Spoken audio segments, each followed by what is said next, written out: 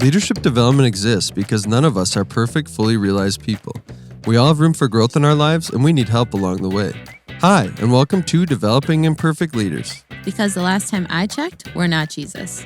This podcast is a project of the Leadership Development Institute at Hope Community Church, intended to help you explore and grow your leadership skills for service both inside and outside the church. I'm your host, Paul Stiver, and I'm joined by my co-host, Kaylin Larson. Hello. And Natty Severson. Hey. We are back. Season 2. Yeah. Feels exciting to have made it to season 2. And I just want to give a quick update since we have some new listeners out there. Welcome, new listeners. And we also love you, previous listeners. I should look right there. Okay, so that's not showing up on audio. That's okay. I talked to a camera, friends. There we go. I explained it. So this is the Developing Imperfect Leaders podcast. We are imperfect leaders in this room. Again, Paul, Natty, Kaylin, we're on the LDI staff team here at Hope Community Church, and we get to kind of always be thinking about and talking about developing leaders because that's our job. And so, for example, we have 2 interns right now or actually multiple interns, I should say. We have more than 2. Sorry, Austin. You count as well. Austin's in the room here with us, our sound engineer, and many other hats that he wears. We are way behind on what I actually was supposed to be explaining here, which is that we talk about developing leaders quite often. And we thought, what if we were able to give away some of these conversations for people out there that are leading, whether they're in the church or outside the church, in the workforce or wherever they might be, who are also leaders and need help growing along the way. And so that's kind of why we're doing this. Every episode, we start off with a little fun fact. And so Kaylin, let's get it started. How are you? And what's a fun fact? Doing well. A fun fact is I, in 2015, read 46 books. In 2015 specifically? In 1 year. In 1 year. So do you feel like each subsequent year is just a letdown in the book reading? Yes. That was your peak? Okay. Yeah, that was like my peak. And then I'd say since then I averaged maybe like 20. Are we talking you read them all? No, I did listen to all the Harry Potters. Yeah. So I think that's okay. 7 of them are I think audio. But it was still time. How did you grow? More time. Did probably. you change? It was my first year of LDI. Okay. Which a ton of books are read. Like 20 of them are probably LDI. Yeah. Okay. And then I read for personal because I needed to have a break from LDI books. All the reading. Okay. Besides Harry Potter, what was the most impactful book for you that year? Because obviously that was 8 years ago. Was it like beach reads or more informational books or like a combination reads. of get my head out of it? Get my head out of it. What is a beach read? I guess it's pretty A self-explanatory. beach read is like you read it on a beach so you don't have to think hard. Okay. Yeah. It's I just do like that. Mm-hmm. Yeah. That's A lot of like, even like middle grade and young adult stuff that's just easy and Boxcar enjoyable. Children. No, maybe that's a little too. I don't know Diary if of I a would Wimpy choose Kid the boxcar for a beach. I read this. Apparently, I'm I going don't even know to what do a that new means. fun fact. This will be a different fun fact than what I had written down, which is I used to read the Boxcar Children in 5th grade. I read it all behind my desk while my teacher was teaching. I can't tell you how many books of the Boxcar Children I read. And she just never noticed? I guess I was that good at hiding it. I doubt it. No, she was just like, I don't. Like, What are you going to do? You can't read in school. Stop reading, you kid. So that was just segued into my own fun fact like it. there. Good. Of Boxcar Children. I don't even really know what the Boxcar Children are. I was not a reader as a child, but that's not my fun fact. My fun fact is that I love obscure sports, like of any kind. Obscure sports of any kind. What's an obscure Yeah, sport? Just like things you don't know about, and then suddenly it's a sport. You know, like pickleball?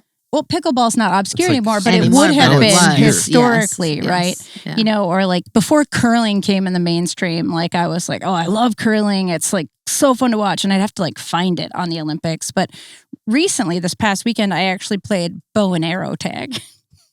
Which sounds super dangerous. Like the idea of it makes like me sound more. paintball? It's actually you have a bow and arrow, and I actually have a bruise on my elbow. Can you see this? Oh, wow. Oh, that yeah, is- wow. From the string hitting, and it turns out I'm quite the sniper with a bow and arrow. Oh. But it's essentially like an arrow with a big like marshmallow on the head.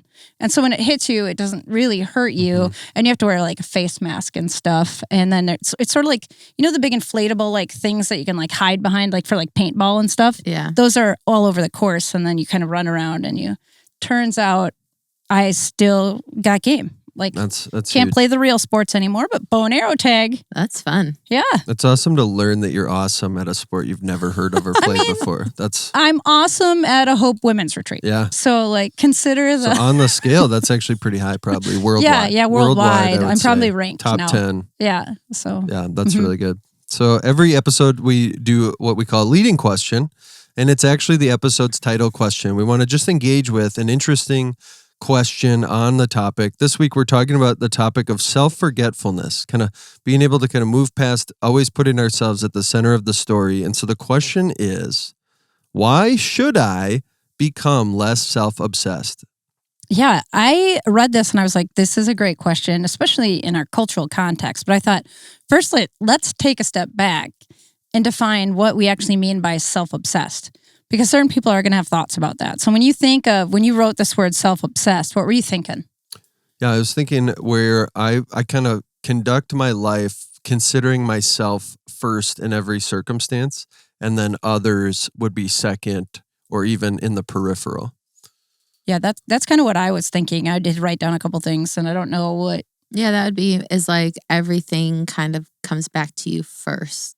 So like someone makes a decision about something else and you're like, well, how like this automatically impacts me instead of like the bigger picture. Right. I also jotted down, you just spend the majority of your time thinking about yourself. Or even when something good happens to somebody else, you can't celebrate with them because you're thinking about how, well, if they got that. So yeah, somebody gets promoted at work, you can't celebrate with them because you're like, that means I'm not getting promoted. Right. So it's just sort of like everything revolves around me. It's almost like a toddlerish way of thinking, like the whole world revolves around me. So, all right. So then in answering the question, why should I become, less self-obsessed?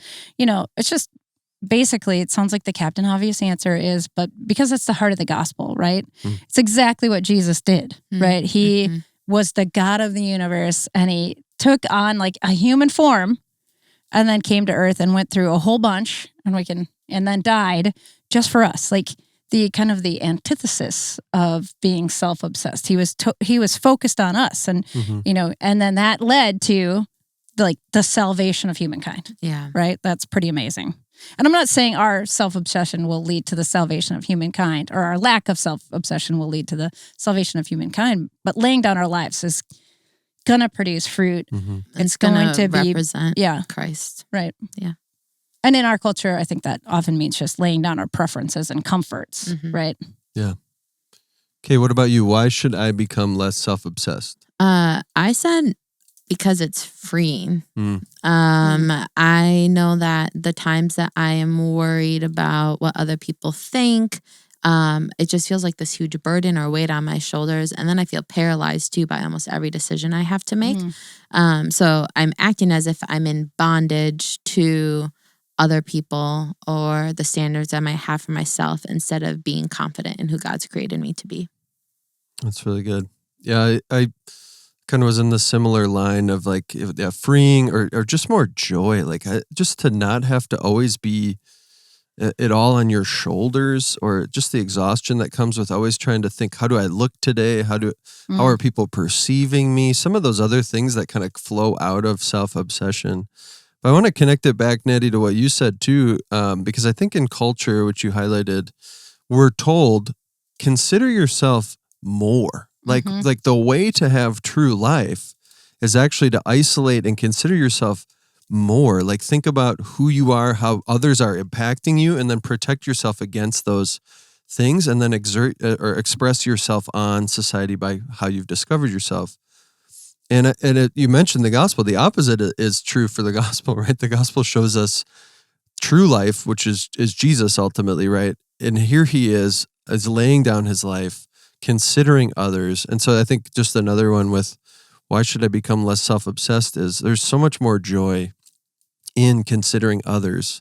And not that we don't forget our own self-interest. Obviously, we still have to think about ourselves, but that when we think about others and how they're also impacted by even our actions or choices, it actually becomes more freeing and more joyful.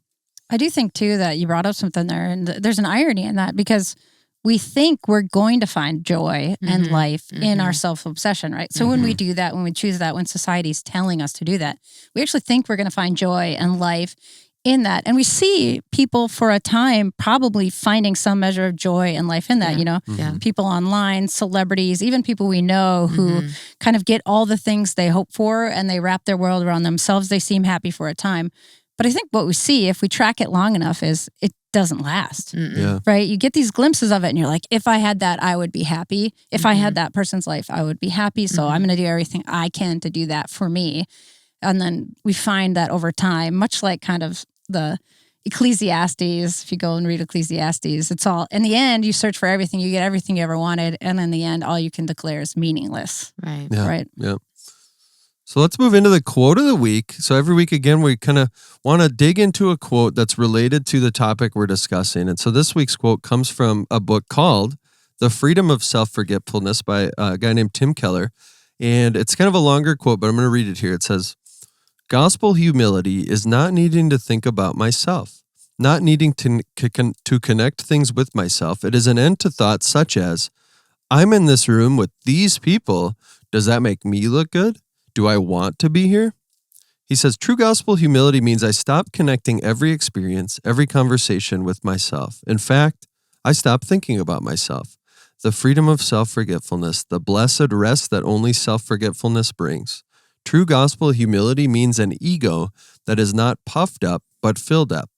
This is totally unique. Are we talking about high self-esteem? No. So is it low self-esteem? Certainly not. It is not about self-esteem. So as we dig into that quote, there's obviously a lot to unpack there, but he's getting after this concept of there's a freedom and a joy that comes out of having this, he uses the line, have an ego that is not puffed up but filled up. And in the book, he talks about when we are boasting in things, when we're trying to make a name for ourselves, we're kind of puffing up our ego, or we're trying to like inflate ourselves. If you think about a balloon, we're trying to inflate ourselves to be something that we're not. And the gospel actually comes in and intersects that and says, oh, you're defined not by what you do and even your high or low self-esteem. You're defined by your Savior. And when you understand that, it produces a humility that allows for you to kind of stop making yourself the center of the world, because you know deep down you're okay in Jesus.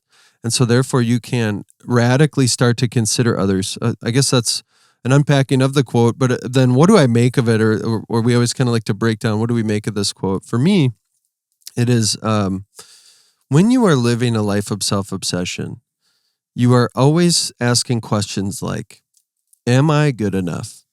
Am I smart enough? Am I beautiful enough? Am I successful enough? Am I intelligent enough? Am I enough?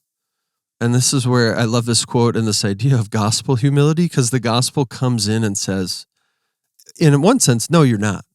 Everything you've tried and to save yourself has fallen short. And in the other sense, despite all that, you are loved. You're loved beyond what you could ever have imagined, so much so that there's a Savior, Jesus, who died for you because he desired to have you as his own. And when you understand that, that does really free you up to be less focused on yourself, and then to be able to give away to others in a way that you otherwise couldn't, because you would have been thinking about yourself. I'd love to hear from you guys too. That was kind of a lot from me there. Let's hear from Kaylin. What do you make of this quote? As I read it, I was like, oh, that is convicting. For those who are familiar with the Enneagram, I am a 3. And 3s care a lot about association.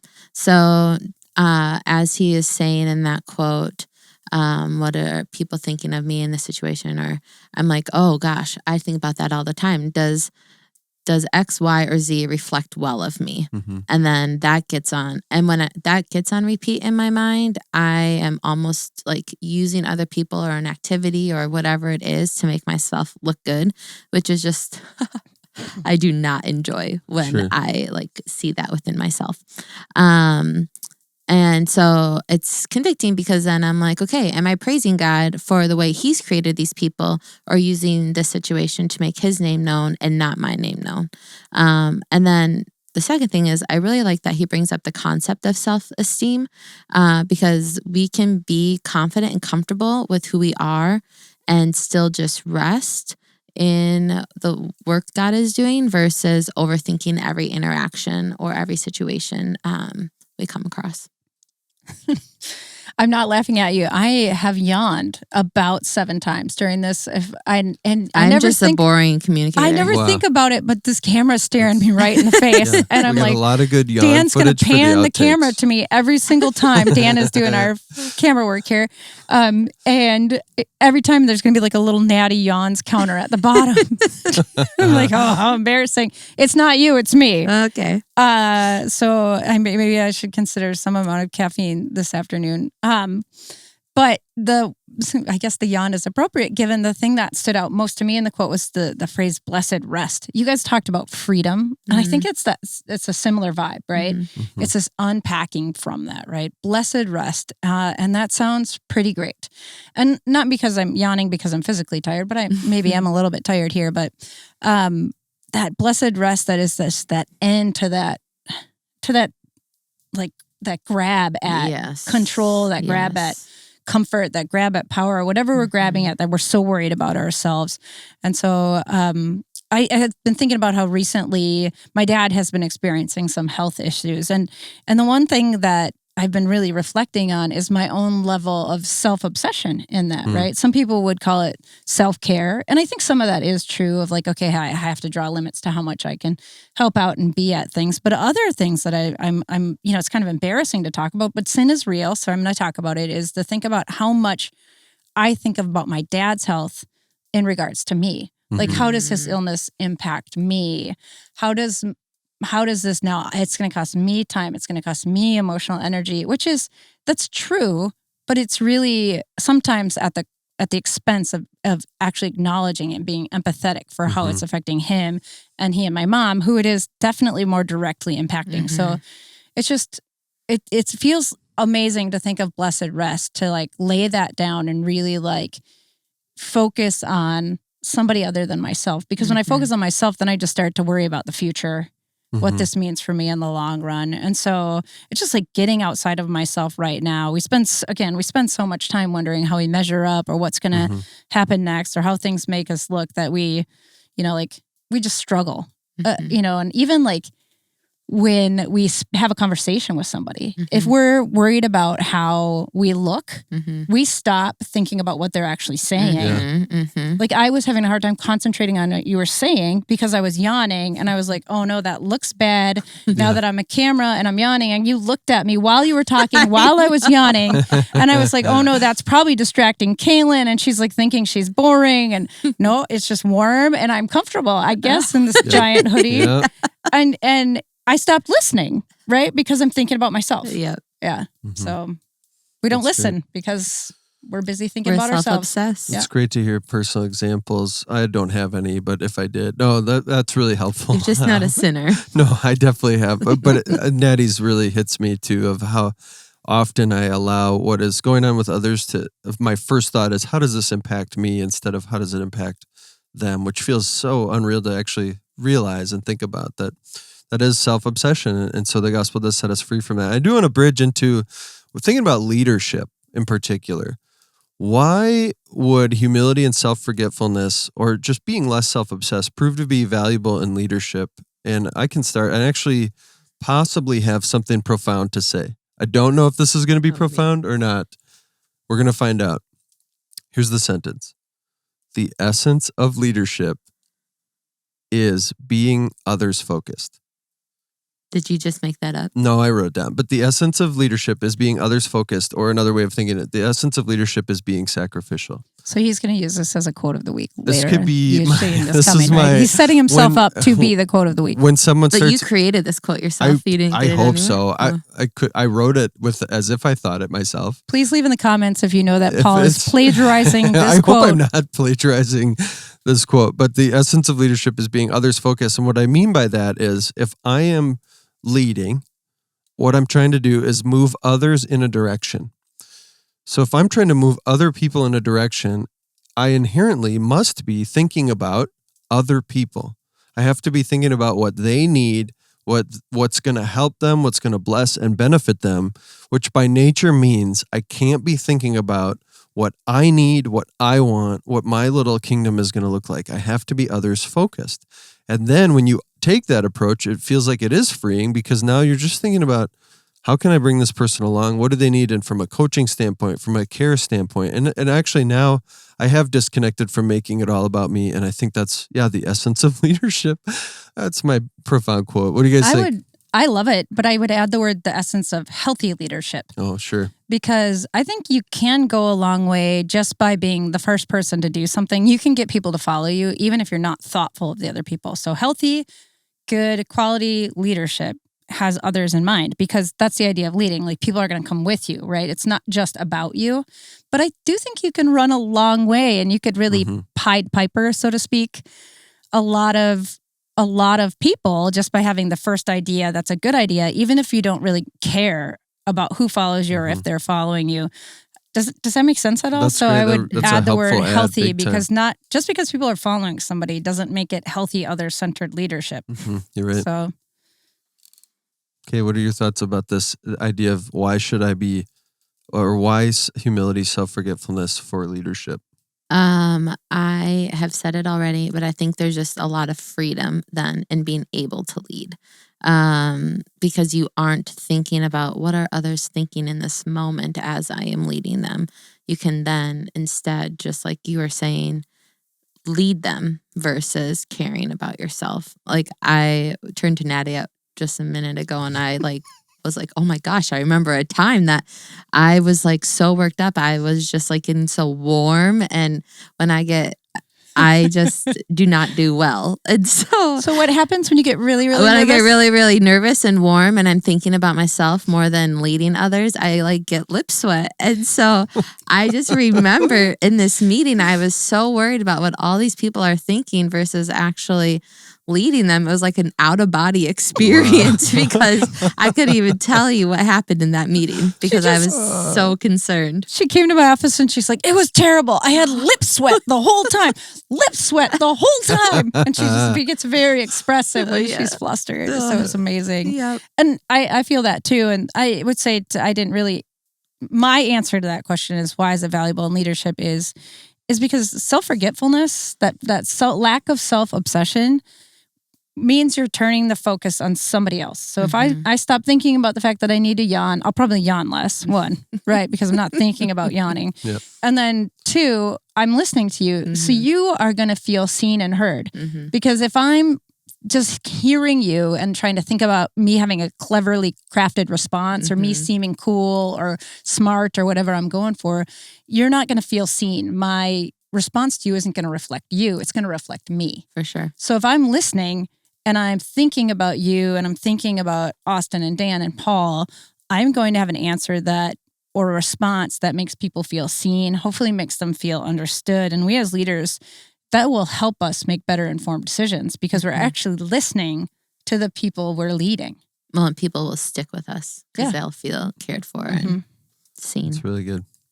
All right, so every episode we like to consider growing together. We want to get practical.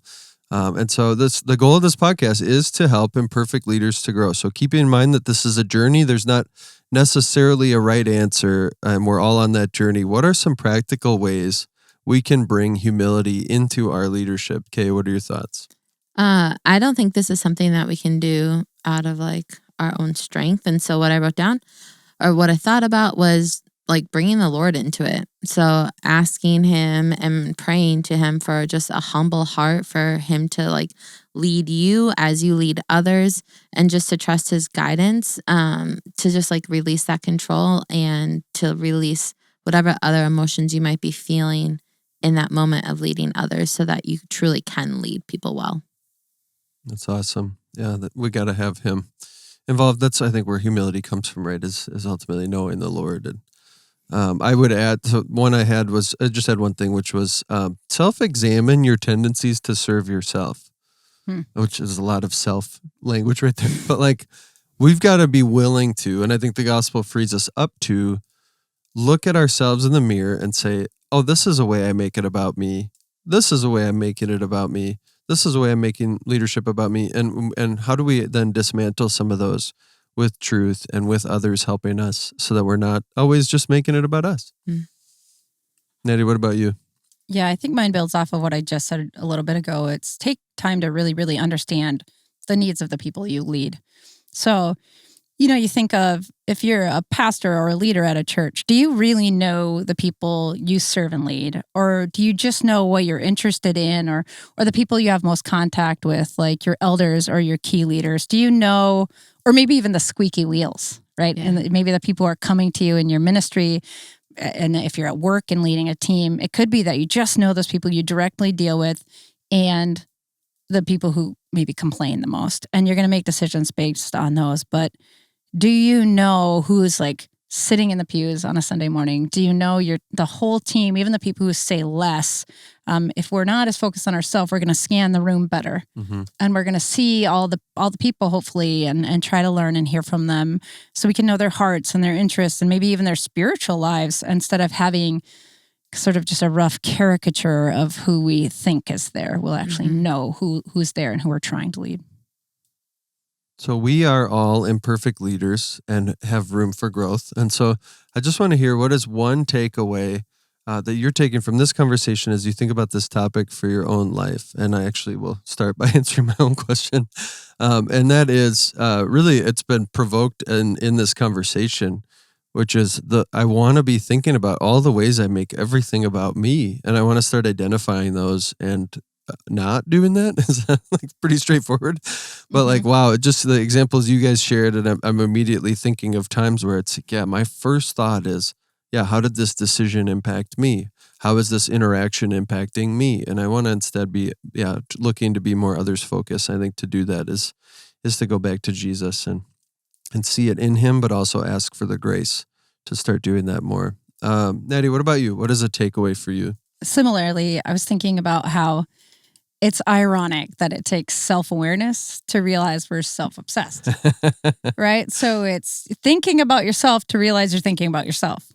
So that's an important thing to think about. So we're not saying that we shouldn't be self-aware people, but I do think self-awareness can become this like, once I know I'm an Enneagram 3 and I'm a whatever, and I'm not. I think your Enneagram knowledge has led you to be more self-aware, less self-obsessed. Sure. Yes. So it's a good thing in your case. But I think we can do this overdoing it and become like, well, it's all about me meeting the needs of my ABCD personality, like whatever, right? And so I think finding that tipping point between self-awareness and self-obsession. Now that we can see Austin more, does anyone wonder what he's writing in that secret book all the time? It's actually hieroglyphs. I'm paying attention to what's happening besides with me. And now I see of all of our sound guy feverishly writing how he's going to cut this portion out. Cut all this out. Yeah. All right. Kaylin, what about you? My What's the takeaway is similar to both of yours, is the idea of just like self-examining. In situations, am I quick to think about myself and how that impacts me, or am I actually thinking how that might impact others or how others might feel? And I think just praying through that as well, taking those thoughts captive. Well, that wraps up our conversation for today, but we want to keep connecting with you. So thank you for listening to the podcast. And if you like what you heard, be sure to follow our show and leave a review. We love connecting with our listeners. So if you have questions, comments, or topic ideas, please email us ldi@hopecc.com. LDI is a ministry of Hope Community Church based in Minneapolis, Minnesota.